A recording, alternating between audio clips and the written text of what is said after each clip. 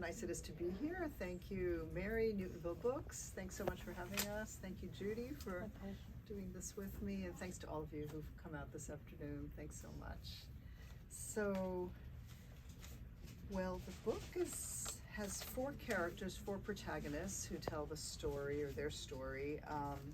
So maybe I'll start with the earliest of the four, Benvenida, who is a 12-year-old girl in Toledo, Spain in 1492 at the time of the expulsion. So I'll start with her, read you a few pages. So what I found so interesting in my research for this book was thinking about what was the expulsion like, particularly for young people. How did they experience it?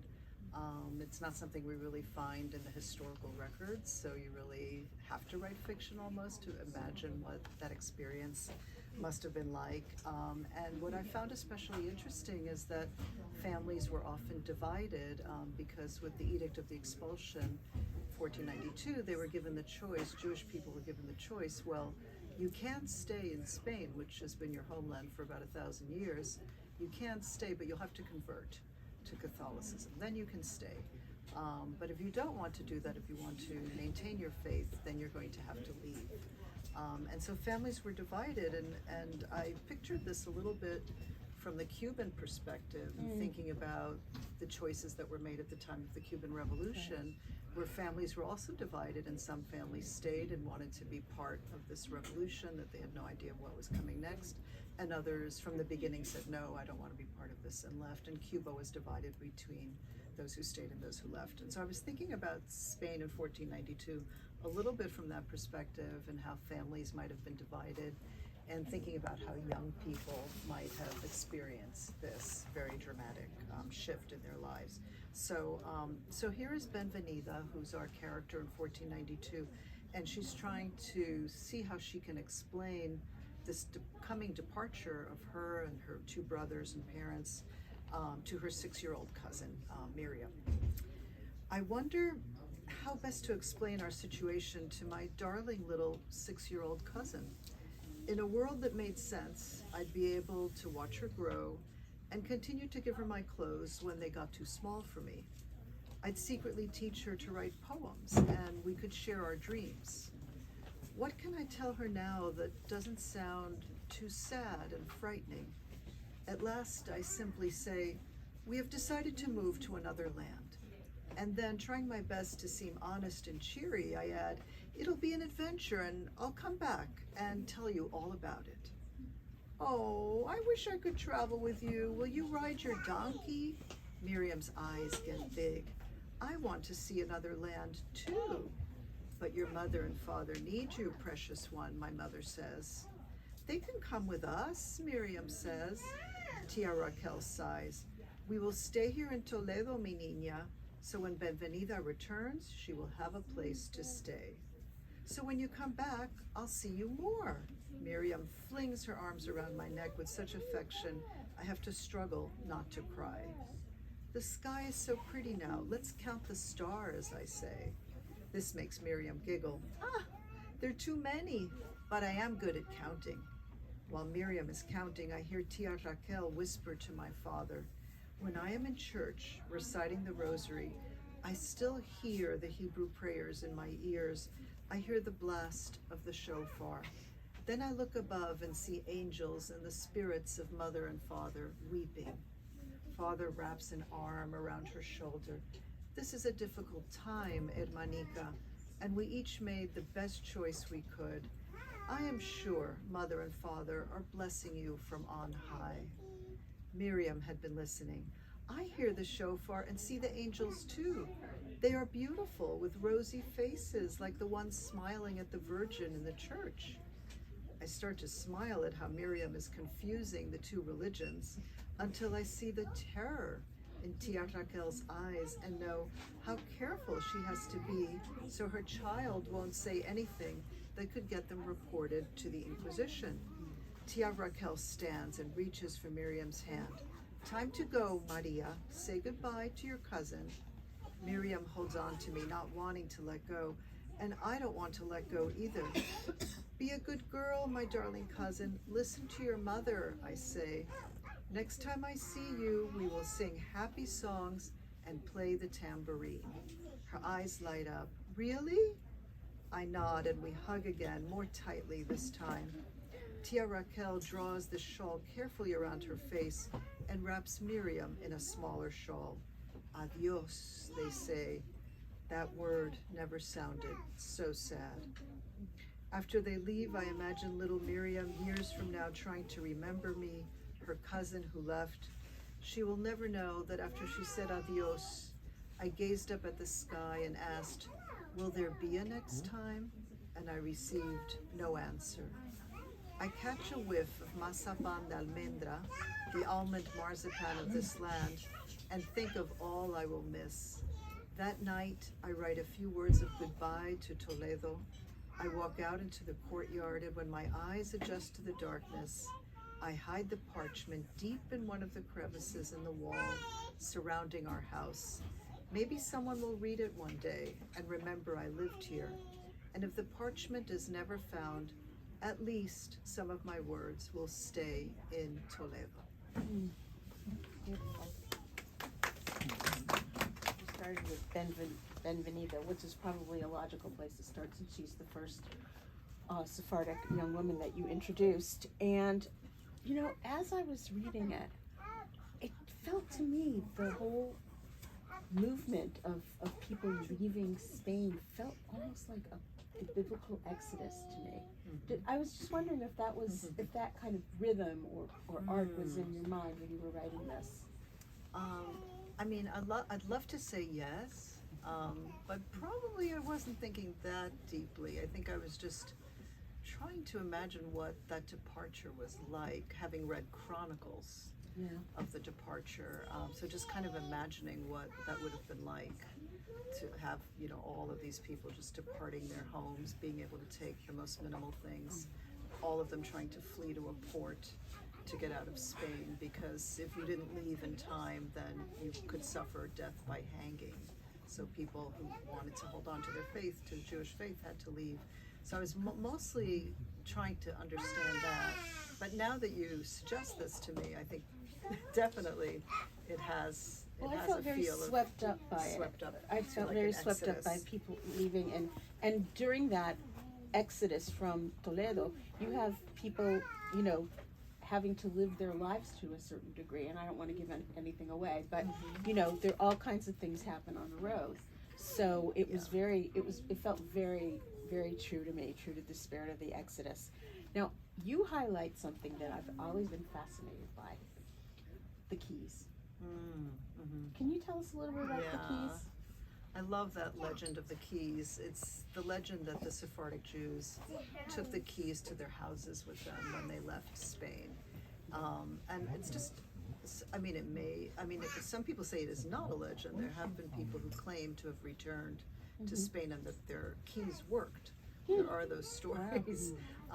And I was just fascinated by that idea. I guess being an anthropologist as well as a writer, I'm always interested in symbols and myths and how those things get passed on, you know, between generations. So I just thought, well, I'll slip it in there in a way. There won't actually be a key where anybody returns, you know, with a key to open a door. I won't do that.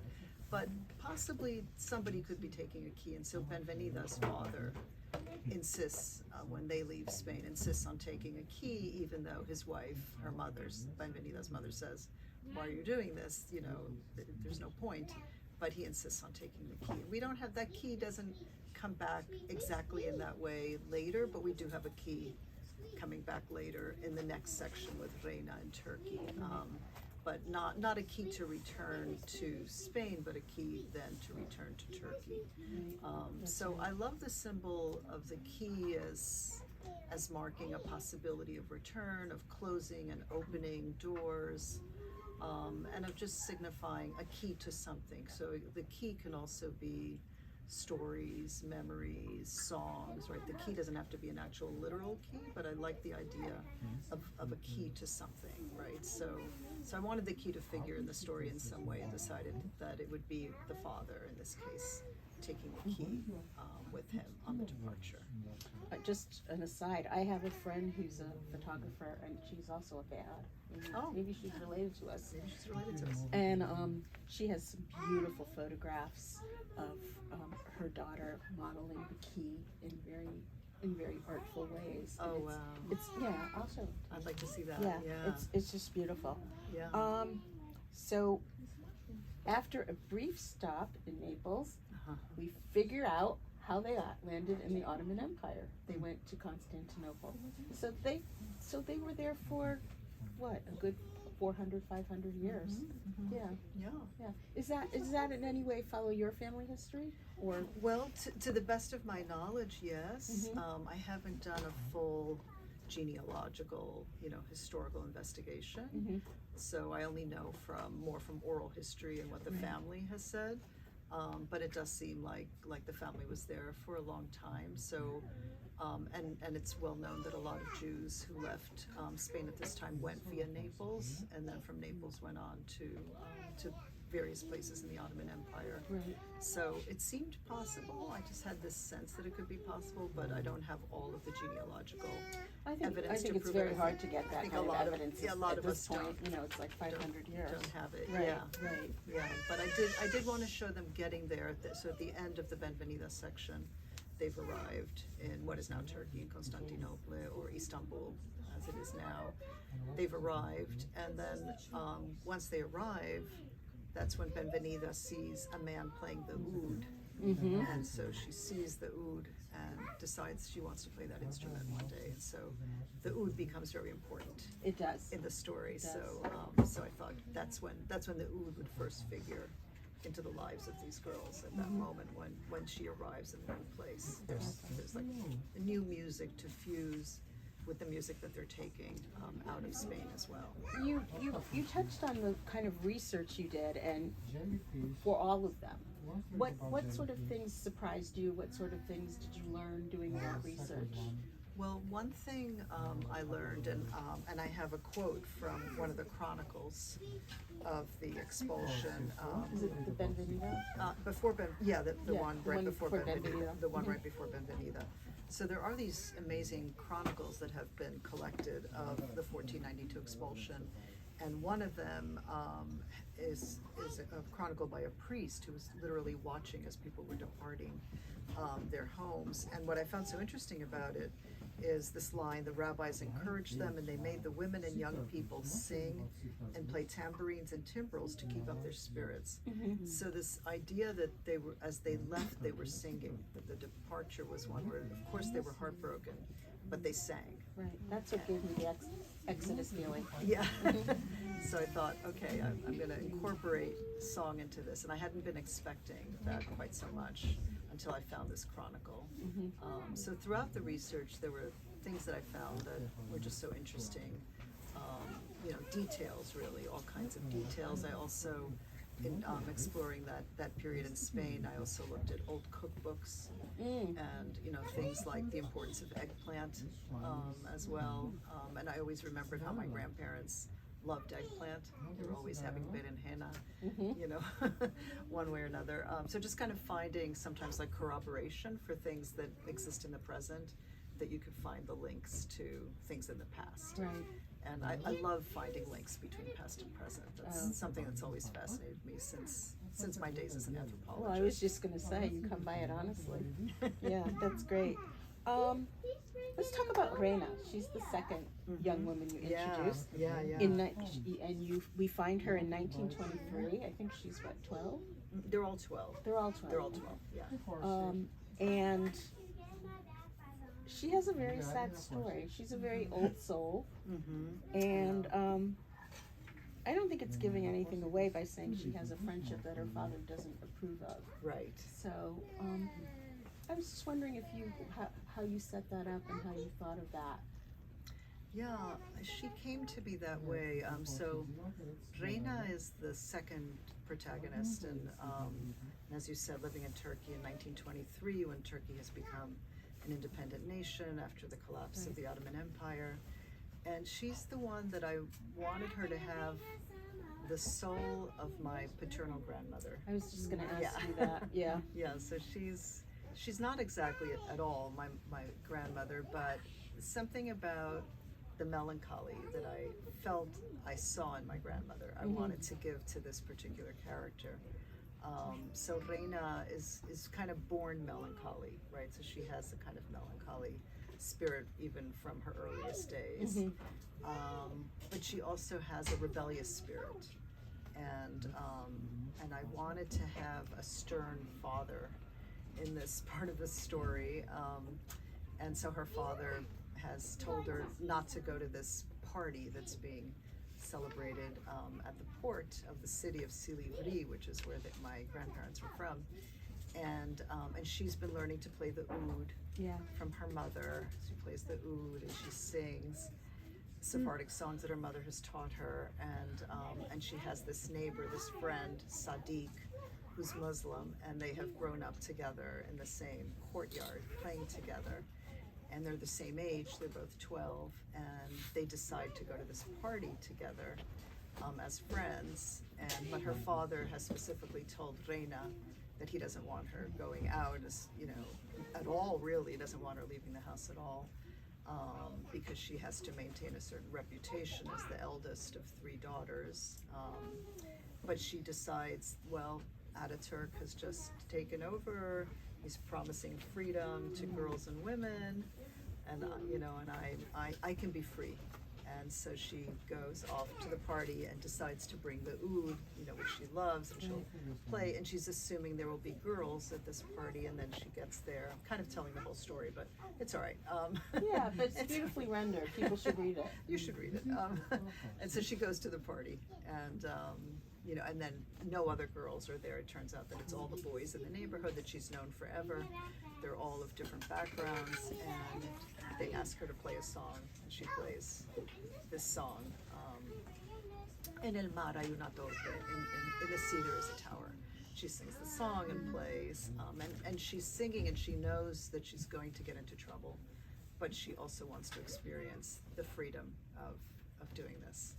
And so, anyway, her father finds out, feels very disgraced by her behavior, and then, I guess to make a long story short, the punishment is being sent to Cuba. That's her punishment. She's been sent off on an arranged marriage, a promise of an arranged marriage, to another Sephardic Jew from Silivri, who will marry her in Cuba. He will wait 3 years, so she will be 15 when she marries, and that's Reina's story. And that's how the family lands in Cuba. And that's how the family lands in Cuba. Yeah. And it's also interesting because Reina lived in Constantinople in 1923. That's only 100 years ago, and we're able to sort of have access to those kinds of histories through our grandparents. I mean, they were alive in 1923. Did any of those stories that they told you about Istanbul, Constantinople, did that make it into your imagination? A lot of them. So they were not in Istanbul. They were in Silivri. Right. They were in the town of Silivri. Yes, and I had the opportunity to go once to Turkey, and I went to Silivri, and I went into the house where my grandmother lived. Wow. And so that I get very affected by being in places. That's the anthropologist part of me. So going to places is very inspiring to me. Though it's been many years, I never forgot that experience of being in that house and kind of trying to imagine her living in that house and then leaving that house. And so what happened with my grandmother is that she was sent to Cuba, but we never quite knew exactly why. And she never wanted to tell the whole story of what happened. So there's a mystery there, but she never saw her parents again. And then the other thing that was true, that is a family story, I'm very close to my Aunt Fanny, is my father's younger sister, and she lives in Miami. And so she told me a story of remembering her mother crying terribly, like hysterically, when she received a letter from Turkey, and it was the news of her mother's death. And so that finds its way into the novel as well, because she said she never forgot her, she just wept, and it was because she got sent to Cuba for whatever reason, and then never saw her parents again, and was very close to her mother, and then got the news through this letter came to her in Ladino, this letter with the news of the death. Yeah. It doesn't surprise me that she never saw her parents again. And she never revealed the secret, which also doesn't really surprise me either. Right. I mean, you're an expert on family secrets. I don't know about that, but well, it's funny because you know, when I've talked to my aunt, I talk to my aunt more than to my father, because my father doesn't like to talk about the past at all. It's like his favorite expression that he learned in American English after we'd been in the United States a few years after coming from Cuba was "case closed." That's his favorite expression. He'll go like this, "case closed." He doesn't want to talk about it. So I talked to my aunt, his younger sister, because she's the only one that will tell me something. But then she also said, well, but it was, I didn't want to ask my mother too many questions, porque eso sería falta de respeto. You know, so if she wanted to be quiet about it, she wasn't going to pry.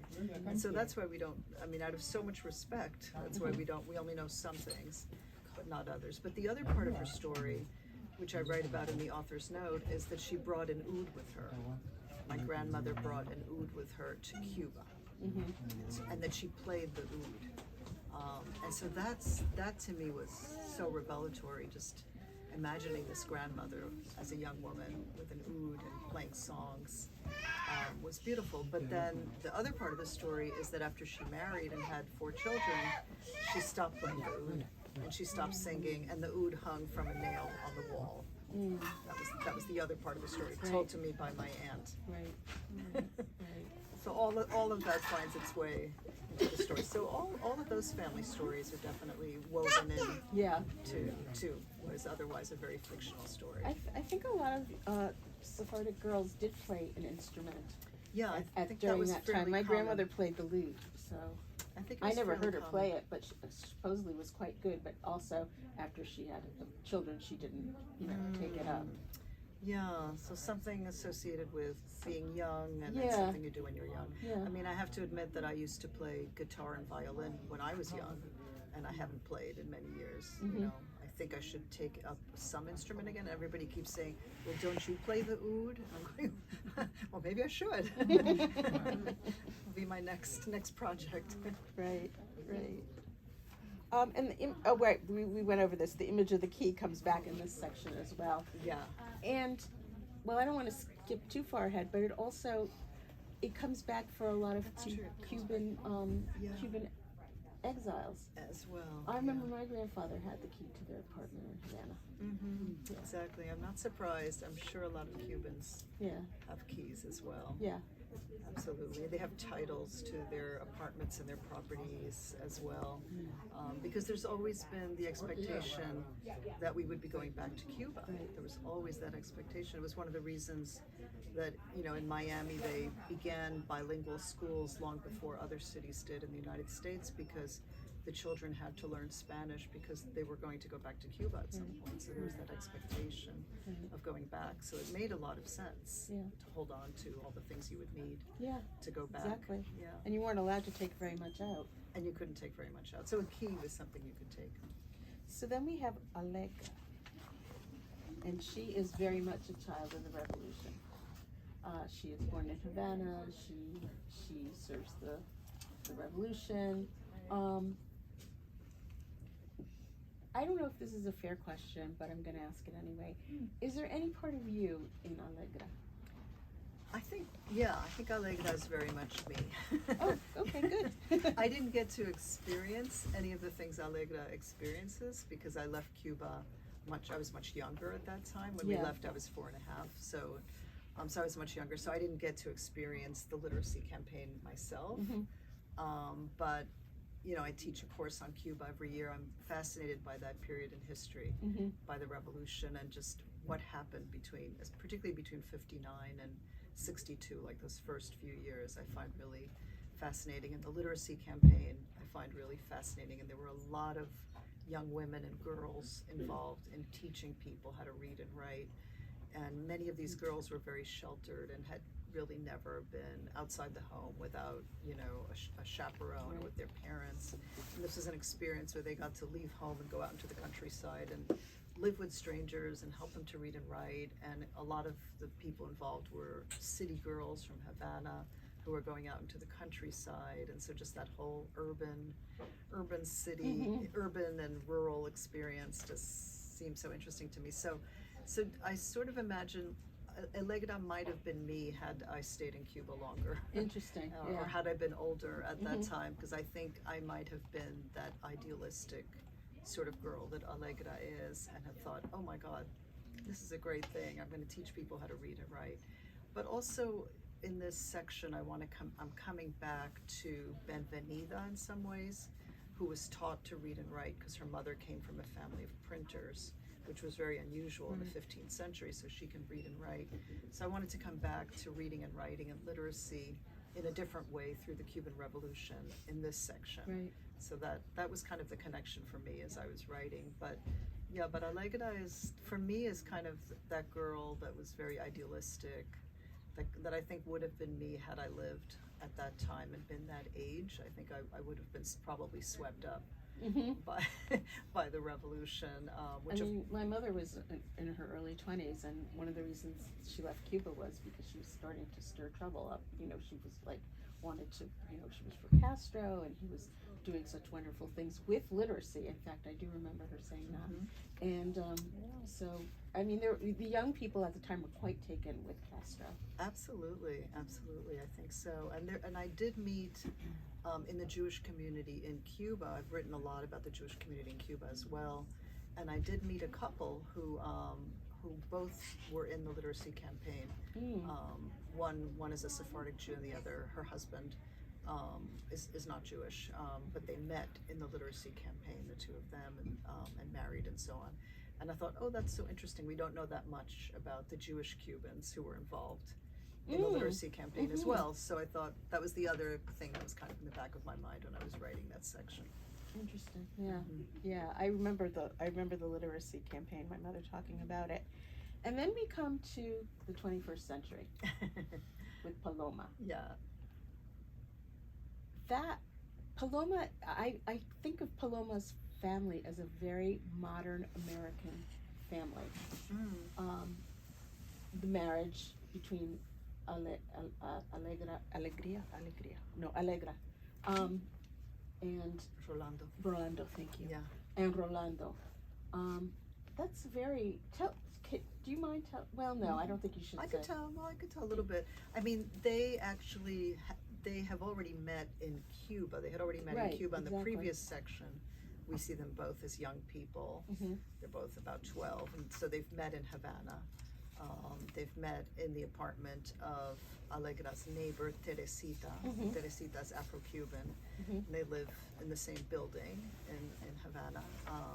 And that part is factual because it's set in the building where my grandparents actually lived, and where my father and his brother and two sisters lived. And it was a building that was very mixed. I've been to the building and I have filmed in the building. It's a building where there were Afro-Cuban families and Sephardic Cuban families coexisting in this three-story building. It was a building, or we would call it a tenement perhaps, because there were several apartments and then one bathroom for each floor, and people had a shared bathroom. So, or solar, they also call it in Cuba. So that part is real, you know, that part of the story. And so that's where Allegra has met Rolando there in that previous section, and then we see that now they are married, right? And so he's the cousin of her friend Teresita, and she and Teresita went together to the literacy campaign, and then he eventually leaves Cuba in 1980 with the Mariel Exodus, as it's called. So he's left Cuba. She has left Cuba earlier because she's been sent out by her family, and they meet in Miami and they marry. So Paloma, the daughter, has that mixed heritage, that Afro-Cuban heritage and Sephardic Cuban heritage, which may seem very American. It also, to me, is very Cuban, because I met a lot of kids in Cuba who had that mixture of Black Cuban and Jewish Cuban, Sephardic Cuban, and in fact, they were young at that time. They were 12. The two kids that I interviewed are in a documentary that I made called Adio Querida. So I was kind of very familiar with that mixed identity and decided that Paloma would have that mixture of identities, that hybrid Black Cuban and Jewish Cuban mix, or Sephardic Cuban mix. So we learn about that from the very beginning of that section, because Paloma is with her father, and they're going to a memorial event to say goodbye to Celia Cruz. You've all heard of Celia Cruz, the great, queen of salsa, and she was beloved by all Cubans, and of course her music is extraordinary. La vida es un carnaval, and many other amazing songs that she sang and performed, and so on, and kind of important to everybody. But so there was a memorial service for her in New York, and then another one in Miami in 2003. So Paloma's section begins with her going to the memorial with her father, and kind of learning all these things about her father at that event. And then from there, we then move to her connecting with her grandmother, and her grandmother is Reina.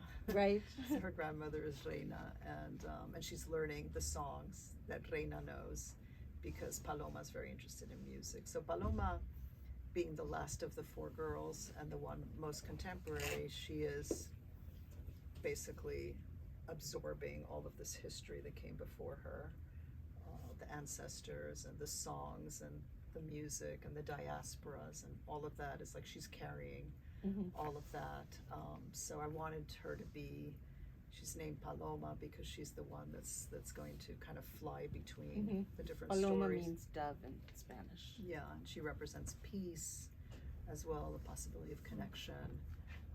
And then she's the one that, together with the family, they all will travel to Spain together and go to Toledo, precisely where the story begins. The story will end in Toledo with them going on a family vacation to Toledo, and going to a very important site in Toledo, which is the Sephardic Museum, the Museo Sephardi. So the story begins with an actual Sephardic life and world in Toledo in the 15th century, and then we end with the museum. So now everything that's Sephardic is now in a museum. Yeah, that's very chilling. It's meant to be a little chilling. I mean, not too chilling, because I want young people to read it and still have some sense of hope.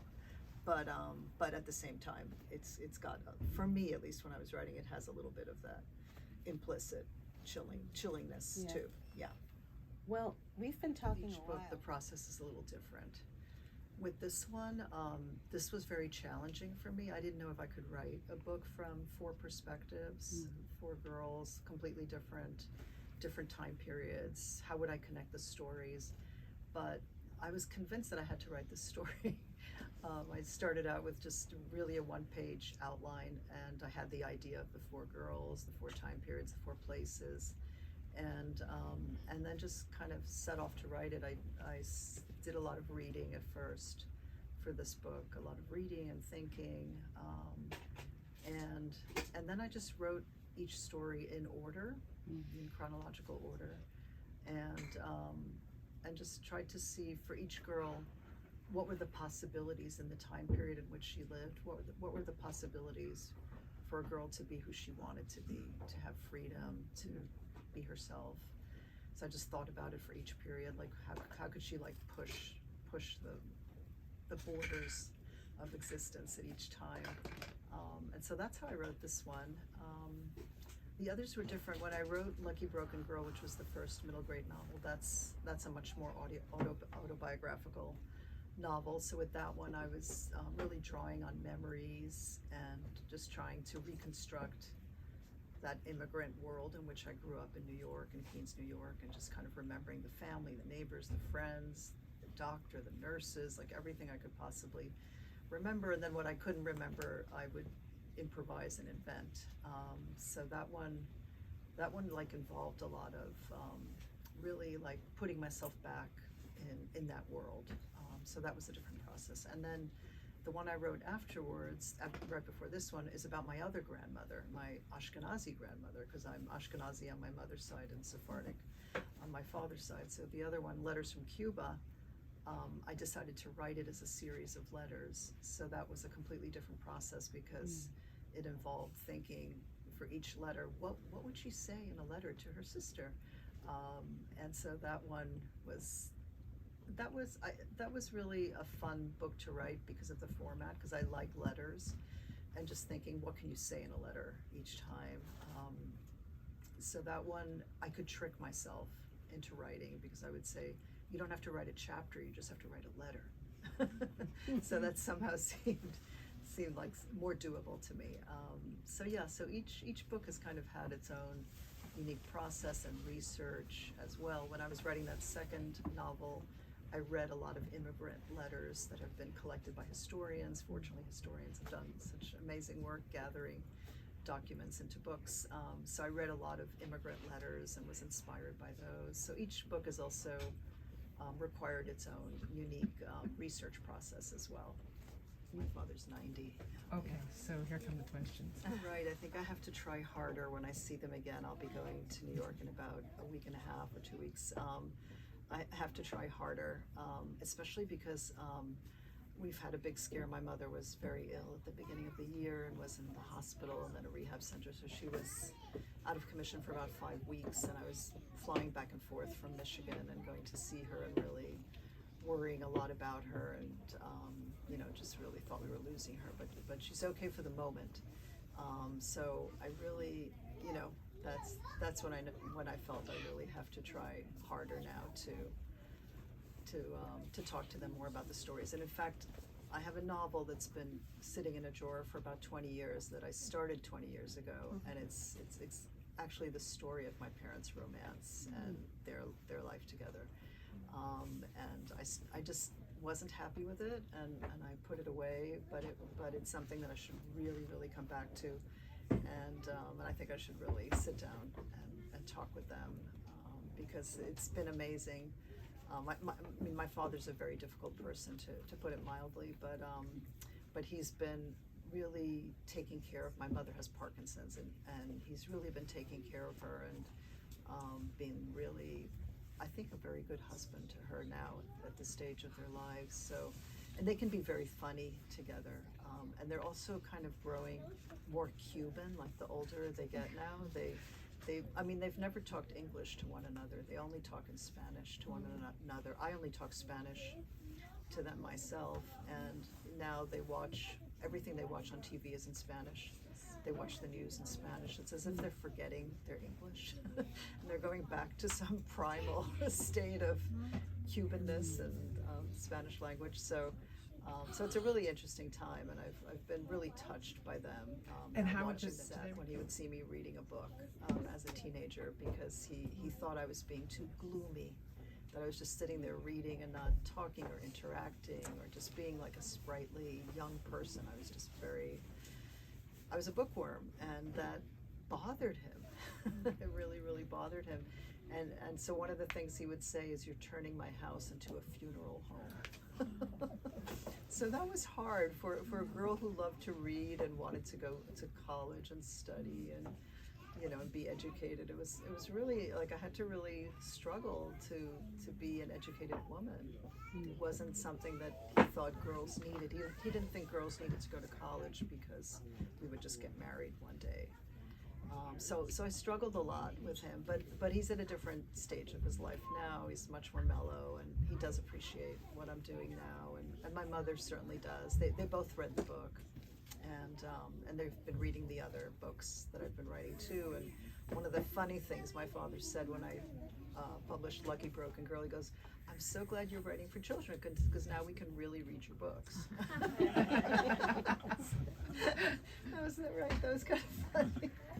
So yeah, and my mother, she loved the book. She read it very carefully, and every time we would talk on the phone, she'd tell me like what chapter she was up to, she had read up to, and she was really reading it from the comments and questions that she was making. She was really reading it seriously and very concerned about Reina. That was the character that she was like, "Ay, pobre Reina, y cómo le pasó eso a Reina?" And she was like really suffering. She has such a strict father, and I'm thinking she doesn't seem to realize like who it's modeled on. It's like she didn't get that connection. But ay, pobre Reina, her father's so tough on her. So anyway, so it's been fun, and they have this wall in their little dinette where they have their meals, they have a little wall with that has like memorabilia, photographs, and things like that. But then my mother also has kind of like this. She has like all my books like up on this shelf, and it's just so sweet, like together with the family photos.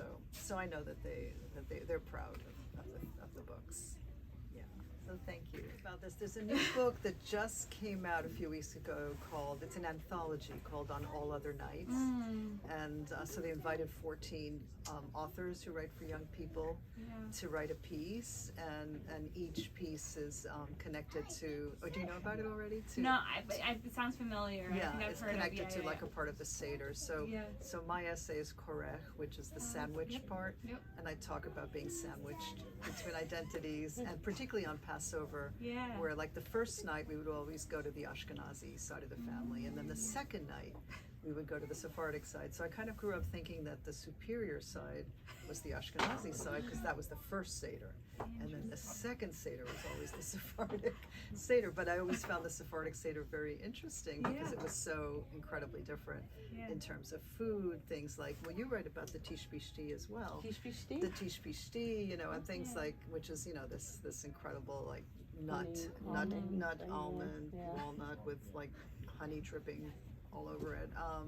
It's wonderful, and other things, the stuffed grape leaves, and so many other things that really are Turkish dishes that my grandmother made all of those things, and baklava and so on. I mean, all of those dishes that came from Turkey. So the food was one place where it was very obvious to me that there were different traditions. The one side was the gefilte fish and the matzo ball soup, and the other side, you know, were the yaprak. She called them yaprak, the stuffed grape leaves, and I mean, all of these delicious stuff. She stuffed a lot of things, stuffed tomatoes, stuffed peppers, right? Isn't that very Turkish? I mean, it's just, I loved it.